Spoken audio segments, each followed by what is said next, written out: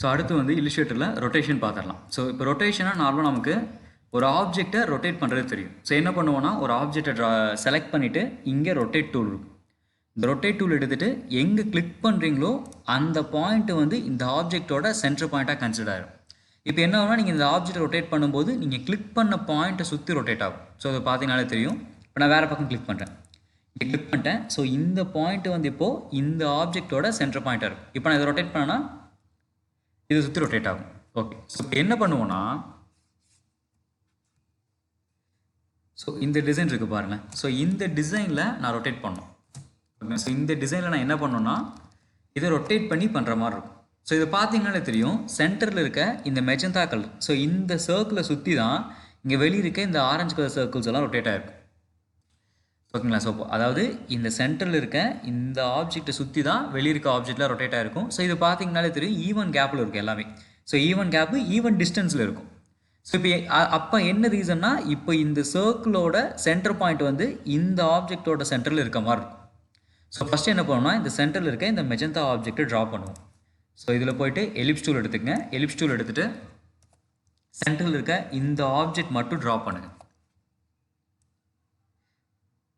So இல்லுஸ்ட்ரேட்டரில் நீங்கள் circle draw பண்ணால் ஷிஃப்ட்டை பிடிச்சி ட்ரா பண்ணுவீங்களா? ஸோ ஷிஃப்ட்டை பிடிச்சி ட்ரா பண்ணும்போது தான் உங்களுக்கு எக்ஸாக்டான சர்க்கிள் வரும். ஓகே, ஸோ ஸ்ட்ரோக்கோட திக்னஸ்லாம் கூட சேஞ்ச் பண்ணிக்கங்க. சேஞ்ச் பண்ணிவிட்டு எக்ஸாக்டாக அதில் ஃபிட் ஆகிற மாதிரி. ஸோ கார்னர் பாயிண்ட் மட்டும் யூஸ் பண்ணுங்கள். யூஸ் பண்ணும்போது ஷிஃப்ட்டை பிடிச்சிக்கங்க. ஸோ சர்க்கிளாகவே இருக்கிறக்கா, இல்லைனா உங்களுக்கு என்ன ஆகுனா எலிப்ஸாக கன்வெர்ட் ஆகிடும்.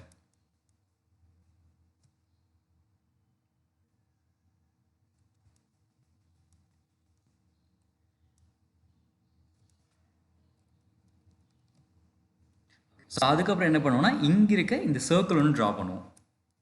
ஸோ சர்க்கிளுக்கு அதே தான், எலிப்ஸ் டூல் எடுத்துக்கங்க, ஷிஃப்ட் பிடிச்சு ட்ரா பண்ணுங்க. ஓகே, ஸோ நெக்ஸ்ட்டு இந்த எலிப்ஸ், ஸோ இதையும் சேர்த்து ட்ரா பண்ணிக்கலாம்.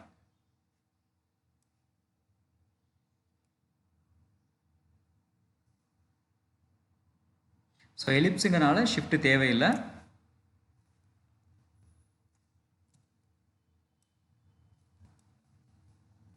எக்ஸாக்டாக ஃபிட் பண்ணிக்கங்க. ஸோ ஃபிட் பண்ணதுக்கு அப்புறம் என்ன பண்ணுங்கன்னா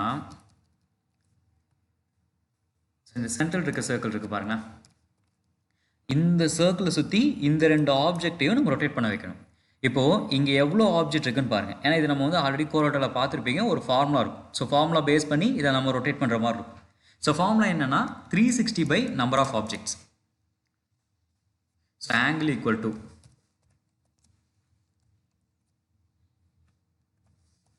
(360) divided by number of objects.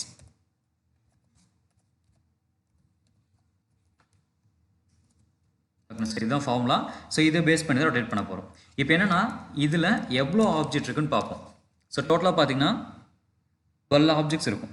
So 360-ஐ 12ஆல் divide பண்ணால் எவ்வளோ வரும்? ஸோ அதுதான் நமக்கு கிடைக்கிற ஆங்கிள். ஸோ அது வேணால் கால்குலேட்டர் கூட யூஸ் பண்ணிக்கங்க.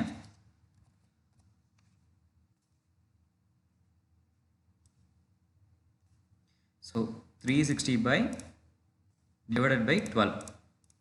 ஸோ 30. ஸோ இதுதான் இப்போ நமக்கு கிடச்சிருக்க ஆங்கிள். ஸோ இப்போ என்ன பண்ணுவோன்னா இந்த சென்டரில் இருக்க ஆப்ஜெக்ட், இந்த மெஜந்தா இருக்குல்ல, இந்த சென்டரில் இருக்க ஆப்ஜெக்ட்டை செலக்ட் பண்ணிக்கங்க. ஆப்ஜெக்டில் போனீங்கன்னா ட்ரான்ஸ்ஃபார்மில் ரொட்டேட்னு ஒரு ஆப்ஷன் இருக்கும். ஸோ இந்த ரொட்டேட்டில் இங்கே ஆங்கிள் இருக்குது பாருங்களேன். ஸோ ஆங்கிளில் வந்து நம்ம கண்டுபிடிச்ச ஆங்கிள் 30ன்னு கொடுத்துருங்க.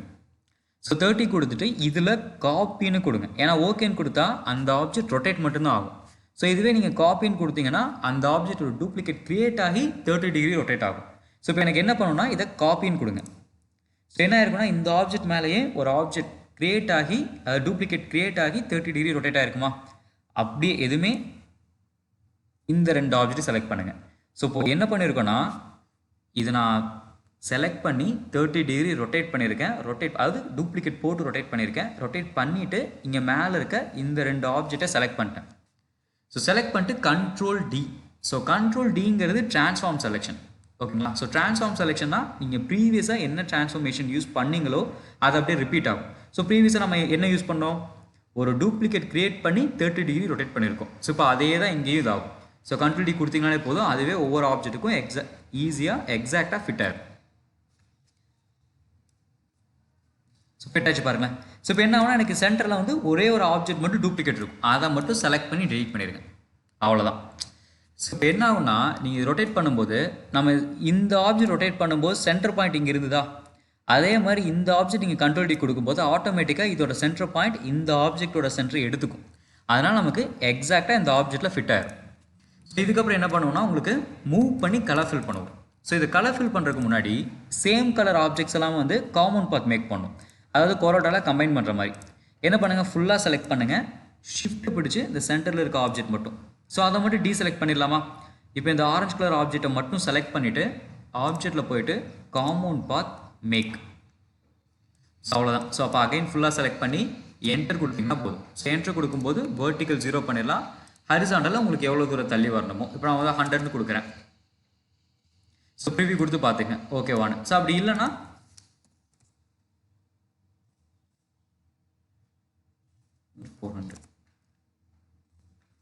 ஓகே, இந்த டிஸ்டன்ஸ் ஓகே, இதுக்கு ஓகே மட்டும் கொடுங்க. ஏன்னா காப்பி கொடுக்கும்போது டூப்ளிகேட் கிரியேட் ஆகி அங்கே மூவ் ஆகும். ஸோ நமக்கு காப்பி தேவையில்லை, இதுக்கு ஜஸ்ட் மூவ் மட்டும் பண்ணி வச்சா போதும். ஓகே, அவ்வளோதான். ஸோ இதுக்கப்புறம் என்ன பண்ணுவீங்கன்னா ஐ ட்ராப்பர் எடுத்து கலர் மட்டும் ஃபில் பண்ணிடுவீங்க. ஐ ட்ராப்பர் எடுத்துகிட்டு கண்ட்ரோல் பிடிச்சி இந்த ஆப்ஜெக்ட் செலக்ட் பண்ணணும், செலக்ட் பண்ணிவிட்டு இங்கே ஒரு கிளிக், அதே மாதிரி கண்ட்ரோல் பிடிச்சி அடுத்த ஆப்ஜெக்ட் செலக்ட் பண்ணிட்டு இங்கே ஒரு கிளிக், சிம்பிள். ஸோ அகைன் இதை கொண்டு வந்து அதில் ஃபிட் பண்ணுறதுக்கு என்ட்ரு கொடுப்பீங்க. 400 கொடுத்தோமா, ஸோ -400.